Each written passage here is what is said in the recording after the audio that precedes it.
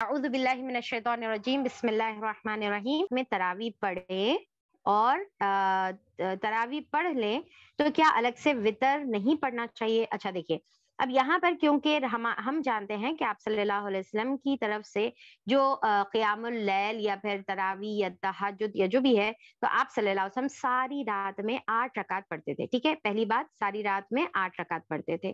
اور دوسرا یہ ہے کہ آپ صلی اللہ علیہ وسلم کے زمانے میں کبھی بھی جماعت سے نماز پڑھنے کا سسٹم نہیں تھا، سوائے آپ صلی اللہ علیہ وسلم نے صرف 3 رات جماعت سے تراویح کی نماز پڑھائی. اور وہ کتنی پڑھائے صحابہ اکرام کو؟ وہ آپ صلی اللہ علیہ وسلم پہلی رات شروع کے حصے میں، سیکنڈ رات درمیانی حصے میں، اور آخری تھرڈ رات جو ہے لاسٹ حصے میں آپ صلی اللہ علیہ وسلم نے 8 رکعت پڑھائی. ٹھیک ہے، جماعت سے صحابہ اکرام آپ صلی اللہ علیہ وسلم کے پیچھے کتنی پڑھے؟ 8 رکعت پڑھے. اچھا، اس کے علاوہ یہاں پر اب دیکھیے کہ آپ صلی اللہ علیہ وسلم کی کیونکہ نماز بہت لمبی ہوا کرتی تھی تو ساری رات میں اسی کو پڑھا جاتا تھا، یعنی کہ 8 رکعتوں کو ہی پڑھا جاتا تھا. پر اب ہماری سچویشن ہم دیکھیں گے تو اب ہم دیکھتے ہیں کہ کچھ مساجد میں 8 کا انتظام ہے، کچھ مساجد میں 20 کا انتظام ہے. ٹھیک ہے، اور دوسرا اگر رات میں ہم 8 بھی پڑھ لو یا 20 بھی پڑھ لو تو کیا ہم پھر سے تہجد الگ سے پڑھیں گے؟ تو اس کا جواب یہ ہے کہ آپ صلی اللہ علیہ وسلم کی جو مسنون رکعتیں ہیں وہ 8 ہے. پر اگر آپ نفل نمازیں یعنی کہ رات کی عبادتیں، چاہے آپ 20 رکعت پڑھنا چاہ رہے، چاہے آپ 8 رکعت پڑھنا چاہ رہے، چاہے آپ 20 رکعت پڑھ کر صبح میں جو ہے پھر سے تہجد پڑھنا چاہ رہے، 8 رکعت پڑھ کر پھر تہجد الگ سے پھر پڑھنا چاہ رہے، تو نفل نماز کی کوئی قید نہیں ہے، آپ جتنی چاہے اتنی پڑھ سکتے ہیں. تو رات میں تراویح پڑھ لیا آپ، اور اس کے بعد آپ آ کر پھر صبح کے ٹائم پر تہجد کی 2 4 6 8 10 جتنی رکعتیں ہیں آپ پڑھ سکتے ہیں. ٹھیک ہے، کیونکہ نفل کی کوئی قید نہیں ہے، اور اس کو آپ تہجد کا نام دو یا پھر کوئی نفل نماز کا نام دو، کوئی بھی آپ عمل کر سکتے ہیں، اس کے اندر کوئی مضائقہ نہیں ہے. پر ذہن میں یہ بات بہت ہی کلیئر رکھیں کہ آپ صلی اللہ علیہ وسلم کی مسنون رکعتیں کتنی ہیں. مسنون رکعتوں کے بعد اب آپ جتنی چاہے اتنی نفل کی نیت کرتے جائیں اور اس کے بعد پڑھتے جائیں. اچھا، اور ایک سوال بہت ہی انٹرسٹنگ ہے اور اسی سے ریلیٹڈ ہے، کیا وطر کے بعد نفل نماز نہیں پڑھ سکتے؟ یعنی کہ اگر آپ رات میں عشاء کے بعد وطر پڑھ لیے یا تراویح کے بعد وطر پڑھ لیے یا امام کے پیچھے وطر پڑھ لیے، تو کیا اب اس کا مطلب یہ ہے کہ ساری رات میں آپ نفل نماز پڑھ ہی نہیں سکتے؟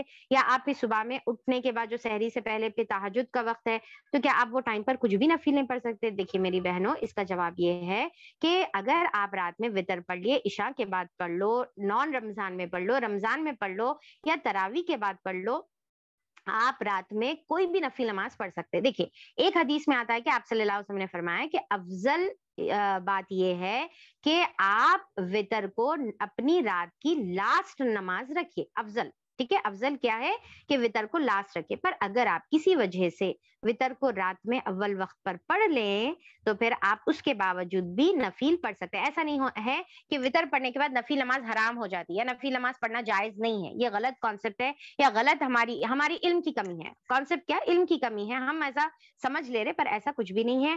آپ اگر وطر ارلی پڑھ لیے تو آپ بعد میں کیا ہے کہ وطر یعنی کہ آپ نفل پڑھ سکتے ہیں، تہجد پڑھ سکتے ہیں.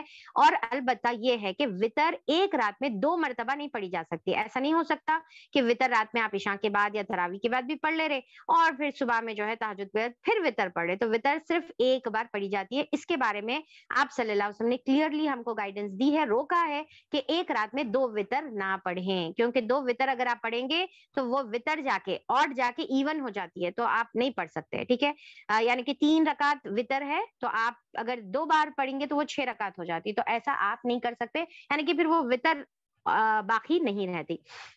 اچھا، سملر اور ایک یہ سوال آیا ہوا ہے کہ اگر جماعت کے ساتھ ہم نماز پڑھ رہے اور امام کے ساتھ اگر ہم وطر کی نماز اگر ادا کر لیے تو پھر کیا تہجد پڑھ سکتے ہیں یا پھر امام کے ساتھ نہیں پڑھیں گے اور اکیلے میں خود پڑھ لیں گے؟ اچھا، تو اب دیکھیے کہ اس کا یعنی کہ تھوڑا سا کوشچن ڈفرینٹ یہ ہے کہ کیا امام کے ساتھ وطر پڑھنا زیادہ افضل ہے یا اکیلے میں تہجد کے بعد وطر پڑھنا زیادہ افضل ہے؟ ٹھیک ہے، سمپل ایسا کوشچن ہے یہ.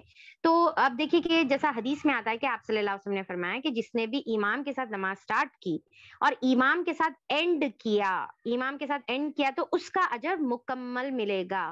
اور پھر کیا ہے کہ اس کو رات میں امام کے ساتھ وہ نماز کمپلیٹ کرے گا اور پھر فجر کی نماز بھی وہ امام کے ساتھ پڑھے گا تو ساری رات عبادت کا ثواب ہے. ٹھیک ہے، یعنی کہ 2 فضیلتیں ہیں اس کی. ایک فضیلت کیا ہے کہ ساری رات का अजर है अगर फजर और इशा जमात के साथ मुकम्मल पढ़े, और अगर इमाम के साथ एंड तक पढ़े तो जब अजर मुकम्मल होगा। तो इसमें क्या है कि आप वितर इमाम के साथ पढ़ सकते हैं, इमाम के साथ पढ़ ले, पढ़ सकते नहीं बल्कि इमाम के साथ पढ़ ले, ये ज्यादा बेहतर है। और रात के टाइम पर फिर बाद में नफील एंड तहज्जुद और जितनी चाहे नमाजें आप अदा कर सकते हैं, ठीक है, जितनी चाहे अदा आप कर सकते हैं। तो इमाम के साथ वितर पढ़ना ज्यादा बेहतर है, ठीक है। अच्छा, कोई सवाल ये करे हुए हैं कि क्या तर्जुमा पढ़ते वक्त अगर सजदा तिलावत आए तो क्या तर्जुमे के साथ तर्जुमे की कुरान के साथ सजदा तिलावत करना चाहिए? देखिए, तिलावत अगर अरबिक में है तो आपको सजदा तिलावत आपके ऊपर जब जो है यानी कि मसनून होगा, वरना उसके अलावा तर्जुमे में जब आपको सजदे तिलावत आए तो आपको करना जरूरी नहीं है, चाहो तो कर लो, नहीं तो तिलावत सिर्फ कब हो, तिलावत अरबिक में अगर है तो तभी आपको सजदा सर्फ करना आपके ऊपर सुन्नत रहेगा। अच्छा, सेकंड ये है कि उसके बाद क्वेश्चन ये है कि क्या कुरान अगर हम पहले से पढ़ रहे तो रमजान में न्यू कुरान ही शुरू करना जरूरी है? और एक दूसरा सिमिलर क्वेश्चन है, क्या पहले की कुरान के साथ अब हम नई कुरान साइमल्टेनियसली पढ़ सकते हैं? जी, दोनों भी आप कर सकते हैं। न्यू कुरान रमजान स्टार्ट होने के बाद न्यू कुरान ही शुरू करना जरूरी नहीं है, आप अपना ओल्ड कंटिन्यू कर सकते हैं, चाहे तो न्यू भी पढ़ सकते हैं। और अगर आप ओल्ड कंटिन्यू कर रहे हैं और उसमें कुछ थोड़े से पारे बचे हुए हैं तो न्यू एंड ओल्ड आप दोनों भी कंटिन्यू कर सकते हैं। देखिए, ये सारी जो है ना अपनी मर्जी के ऊपर है, हमारा अजर है। आप कुरान का कौन सा भी हिस्सा पढ़ लो, सीधा आप 27 जुज से शुरू करो, 20वें पारे से शुरू करो, आपको उतना ही अजर मिलेगा जितना अव्वल यानी कि फर्स्ट पारे पढ़ने से आपको अजर मिलेगा।